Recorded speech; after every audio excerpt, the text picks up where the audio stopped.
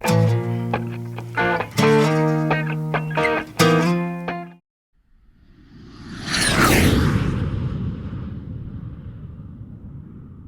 todos, ahora hacemos una presentación que es, muchas gracias por estar aquí a esta hora.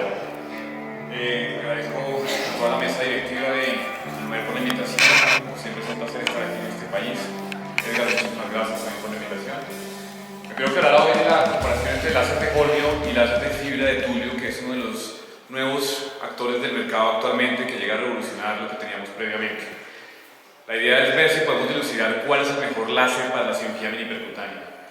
No tengo ningún conflicto de interés. Lo primero y lo más importante es que desde hace 30 años una de las evoluciones importantes en la endurología es la aparición de los láseres para fomentar los cálculos. Esto ha sido una innovación muy importante y sigue siendo una innovación que día a día se desarrolla. Tenemos aquí esta presentación que nos hace el Dr. Plaxer, donde nos dice qué es el láser. Pues el láser básicamente es energía lumínica. Es luz que hace un efecto fototérmico en las piedras y las va destruyendo. Y básicamente esta amplificación de la luz, lo que hacemos es que tenemos acá en esta caja unas partículas de Holmio en un cristal Jack. Lo que yo hago es que con una luz de xenón hago una estimulación de estas partículas que liberan fotones y a través de unos espejos colimo esa energía y la mando a una fibra. Eso es lo que yo hago. Y yo tengo ya con esto diferentes longitudes de onda, que eso es importante. Bueno, lo importante aquí es saber que estas longitudes de onda, de acuerdo a su variación, vamos a tener una interacción diferente con los tejidos, ya sea un cálculo o sea un tejido blando como es la próstata. Como se dan cuenta en la imagen de su izquierda, vemos como el láser de fibra de Tulio tiene longitudes de onda por debajo de 1940 mientras el Tulio Jack 2013 y el láser de Holmio 2120. Esto va a ser más importante cuando hablamos de cómo son los tipos de láser, si es un láser pulsado, si es un láser continuo y qué tipo de láser va a entregar en el paciente. Cuando hablamos de láser hablamos de poder, y hablamos del poder, pues es una combinación de la frecuencia y la energía. Esto es básicamente lo que se convierte en el poder. Y entonces, simplemente cuando yo tengo un láser, un generador de bajo poder, yo tengo un poder hasta de 30 vatios, que básicamente estaba por una caja, y si quiero aumentar ese poder del láser, pues simplemente sumo más cajas como esta. Tengo 4 cajas, 3 por 4, 12, y tengo un láser de 120 vatios. Pero hay algunas cosas muy importantes aquí, antes de comparar lo que es fibra de Tulio y lo que es Holmio. ¿Por qué? Porque no es solamente el láser, ¿sí? El tipo de láser, sino qué parámetros utilizo yo y cómo cambio esos parámetros para lograr el efecto que estoy buscando en el paciente. El primero de ellos que quiero mencionar es la modulación del pulso. Esa modulación del pulso es el tiempo en el que se entrega esa energía. Entonces yo puedo tener un tiempo corto o un tiempo largo, un pulso corto o un pulso largo. ¿Por qué es importante esto? Porque cuando tengo un tiempo muy corto de energía va a ser un tiempo demasiado alto y va a generar más retropulsión. Y al generar retropulsión, hacer que el cálculo se vaya más lejos, voy a tener menor tiempo de exposición y esa energía se va a dispersar y voy a perder energía. Entonces voy a perder mucho tiempo porque hay mucha energía que estoy liberando y que no se está transmitiendo al cálculo. Mientras que si tengo un pulso más largo, le doy más tiempo a esa energía de que esté en contacto con la piedra. El láser de fibra de Tulio es un láser de pulso muy largo, que como les voy a mencionar, in vitro, en teoría, puede ser muy bueno. Pero en la práctica vamos a ver que no se ha traducido tanto así. Entonces, adicionalmente yo puedo modular el pulso, como les decía, entre un pulso corto y un pulso largo, y vemos como hay diferentes casas que tienen equipos diferentes y nos muestran modulación de pulso como el efecto Moses de la casa Lumenius, el efecto Virtual Basket de la casa Quanta, y con esto yo puedo ver qué tipo de efecto hago de acuerdo a lo que yo quiero hacer. Entonces, por ejemplo, el efecto Moses, aparentemente la doble burbuja puede ser muy bueno para fragmentación de cálculos, como tenemos ahí, o incluso en enucleación prostática. Y es importante esto porque más allá de Tulio o Holmio es lo que yo hago con mis parámetros. Como ven en la imagen está demostrado que si tengo una longitud de un pulso muy largo, pues el cálculo no se me va a ir, va a estar ahí pegado a la fibra del láser. Pero si yo hago un pulso corto, le mando un bombazo muy duro, miren la distancia que se me va el cálculo, y las siguientes emisiones de láser yo pierdo tiempo y pierdo minutos ahí en un láser que no va a impactar el cálculo. Entonces, primera cosa, la modulación del pulso largo. El incrementar el pulso va a disminuir la retropulsión, es una de las principales cosas. Cuando adquirimos un láser tenemos que preguntar si yo puedo modular el pulso o no de este equipo, eso es lo primero.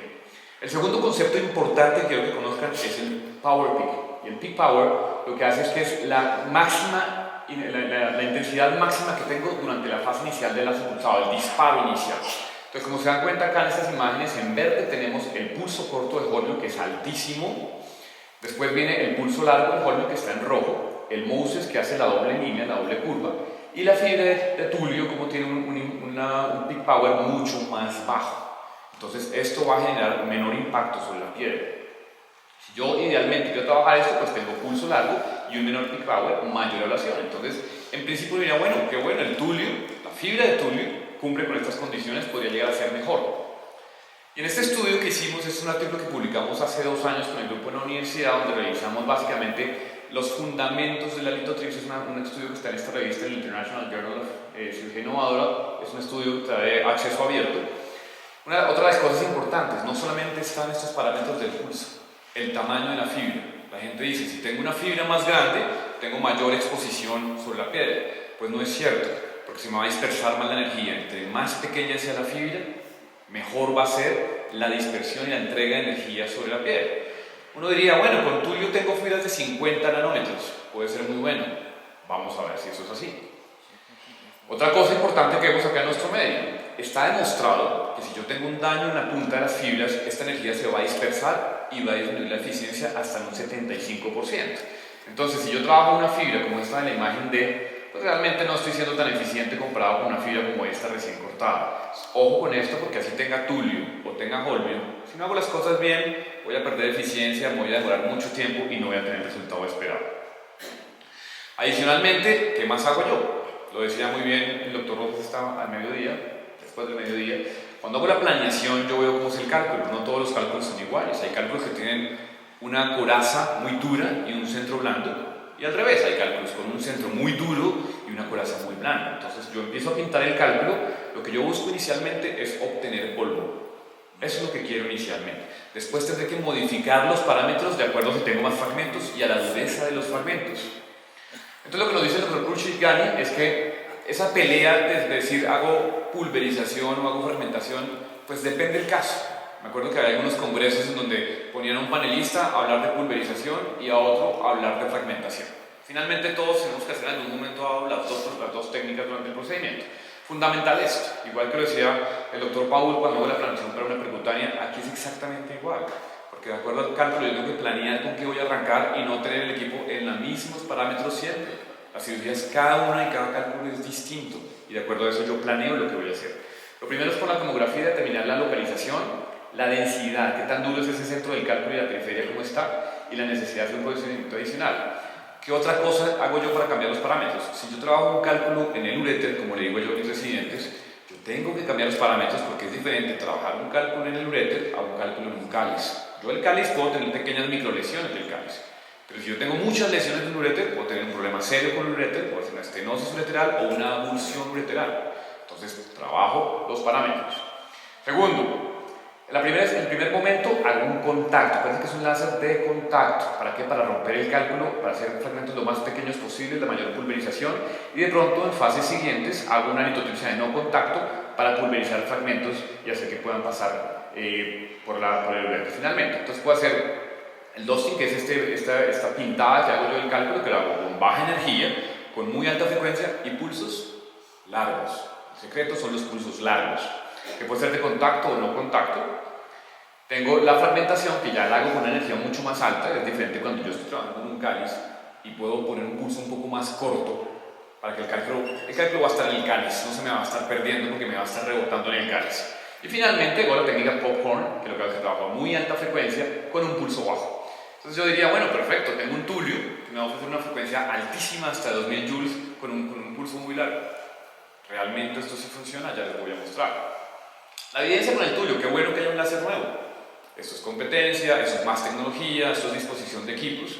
Es un láser que en principio tiene muchas ventajas, pesa mucho menos, es más fácil de transportar, consume menos energía, suena mucho menos que el holmio, las fibras pueden ser incluso más pequeñas, los parámetros pueden ser mucho más altos en cuanto a la longitud del pulso y la frecuencia puede ser también altísima. Me vuelvo, me pasé acá. Con energía hasta abajo, 0.025 joules. ¿Y cómo funciona este? Pues básicamente yo tengo dentro del equipo unas cajas aquí de láser de diodo, yo las activo de forma electrónica y las transmito a la fibra. Otra cosa importante, entonces absorbe, es importante la absorción que tiene el tejido. El láser de fibra de tulio absorbe 16.000 veces más, eso nos vio por el agua comparado con el láser de holmio. Y adicionalmente, cuando tengo este pulso tan largo, pues puedo tener partículas mucho más pequeñas, con frecuencia hasta de 2000 Hz. Esto en estudios in vitro. Entonces tengo diferentes casas que me traen el láser, el Soltif o el FiberDust Quanta también, que básicamente bombeado por láser de diodo. Pero aquí viene una cosa importante y es lo primero que quiero que vean. Esta es una publicación que hace el doctor Steve Nakada, que es una persona que trabaja mucho en Estados Unidos, lo presenta el año pasado en el eBay 2022, y hace un estudio clínico aleatorizado, coge dos grupos de pacientes con cálculos similares, compara Olmio con láser de fibra turbio. Lo más importante es que dice que no hay ninguna diferencia o ninguna ventaja significativa del uno sobre el otro. O sea, in vitro veníamos muy bien, estábamos muy emocionados, pero realmente in vivo parece que la cosa no es tan buena como se planteaba in vitro. O sea, hay que darle tiempo a esto a ver qué va a pasar. De hecho, Oliver Traxler, que es una de las personas que más defiende el láser de fibra de tulio, a mí me llama mucho la atención que dice que una de las cosas que pasa con el láser de fibra de tulio es que no tenemos los parámetros estandarizados. ¿Cuáles son los parámetros que tenemos que manejar? Pero llama la atención que con frecuencias tan altas que me puede dar este equipo, él recomienda utilizar unas frecuencias muy bajas. ¿Esto qué quiere decir? Que la gente que está utilizando el láser de fibra de tulio está utilizando los mismos parámetros que el Olmio. No ha cambiado nada. ¿Dónde estaban todos los beneficios, la maravilla de la frecuencia, del pulso largo? Está haciendo básicamente igual. Esteban Emiliani, que es un urologo colombiano, que actualmente trabaja en Barcelona, hizo una revisión sistemática comparando otra cosa importante, el efecto Moses del Olmio con el pulso largo. No hay ninguna diferencia, no tengo que tener un láser Moses para hacer litiasis. Con un buen pulso largo lo puedo hacer sin problema. Otro punto adicional, no necesito un láser de alta potencia para hacer para frecuentar cálculos. Con un láser de baja potencia lo puedo hacer sin ningún problema. Otra cosa es la presión que tengamos de la industria a comprar más equipos, pero con un equipo bueno de baja potencia puedo trabajar los cálculos. Y finalmente, el debate está abierto. Hay grupos que defienden el láser de Olmio, como el doctor Khurshid Ghani, y hay grupos que defienden el láser de fibra de tulio. La controversia sigue abierta, hay puntos importantes, pero básicamente para concluir, al láser de fibra de tulio que in vitro, en el papel, era muy bueno, los estudios in vivo no han demostrado esta evidencia. Es un láser bueno, es un nuevo competidor en el mercado, es interesante, puedo tener los mismos parámetros del Olmio, pero como sucede en medicina y como nos ha pasado en neurología con la escuela de láseres mucho tiempo, hay que dejar que las cosas se decanten, no hay que dejarse llevar por lo primero que va saliendo y por la moda que va saliendo. Como dice Marco Tulio Cicerón, lo sabemos con el tiempo, la verdad será la hija del tiempo y tendremos la respuesta a la pregunta que me hacía mi amigo Edgar. Muchas gracias.